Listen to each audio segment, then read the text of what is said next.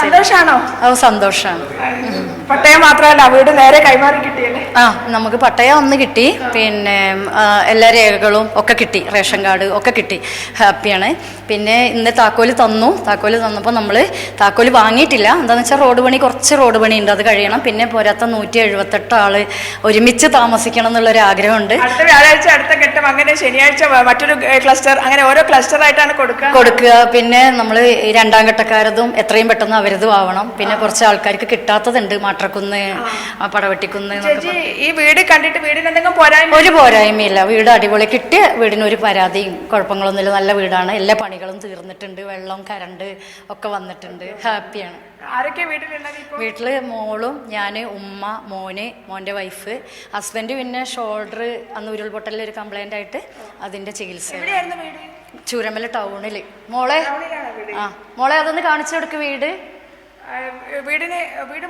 മൊത്തം അടി മൊത്തം പോയി. ഞങ്ങളൊക്കെ ചളിയിൽ നിന്ന് വലിച്ചെടുത്തിട്ട് 2ാം ജന്മമാണ്.